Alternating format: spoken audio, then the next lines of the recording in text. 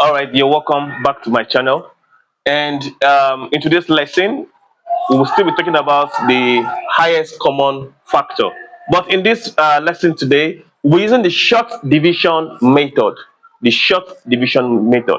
Previously, we've used the factor method, and we've seen how to find the highest common factor of the number 8, 10, and 12. Please, if you want to visit, you can revisit that lesson. You can go to that method. And today we'll be using the short division method. Okay, what do we mean by short division method? It's a way of getting the HCF by using a tabular form, in which a number or a divisor will be imputed. But here, the number you are imputing must go through the numbers given without leaving a remainder. What do I mean? All right, solution. Find the HCF of 8, 10, and 12. Let's have it in a tabular form. 8, 10, and 12.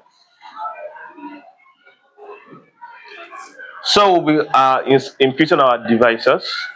Of course, 1 is a factor of every number, so we won't start with 1. We move to 2. Let's check.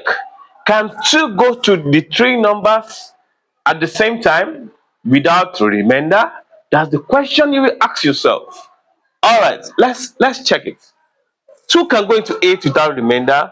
Yes. 2 can go into 10 without remainder. Perfect. 2 can go into 12 also without remainder. That's good. That means I can have 2. You can have 2. Let's say, for example, you start from the number 3. Of course, 3 cannot go into 8 without remainder. 3 cannot go into 10 without remainder, but 3 can go into 12 without remainder.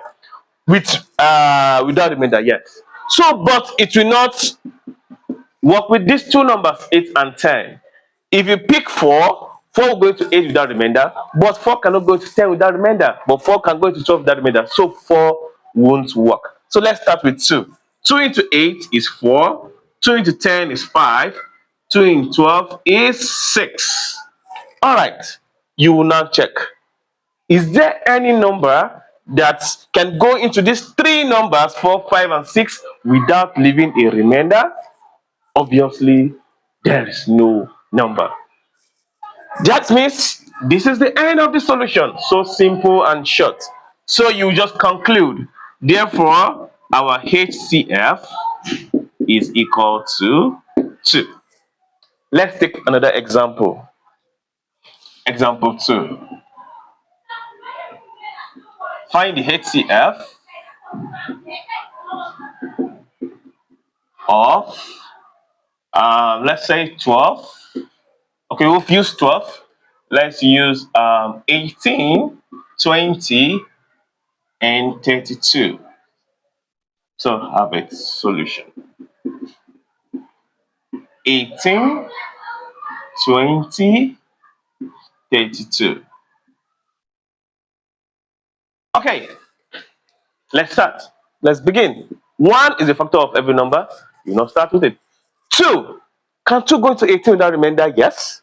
2 can go to 20 without remainder? Yes. 2 can also go to 32 without remainder? Perfect. So I have 2. 2 into 18 is 9. 2 in 20 is 10. 2 in 32 is what? 18. What else? What number can go into 9, 10, and 18 without remainder? Do you have it? Do you know it? 2 will not work. 3 will not work because 3 will not go into 10. 9 will not go. So the HCF of 18, 20, and 32 is 2. Therefore, HCF is equal to 2 also. So it's as simple as this. So this is the short division method, and the previous one was the factor method. Thank you so much.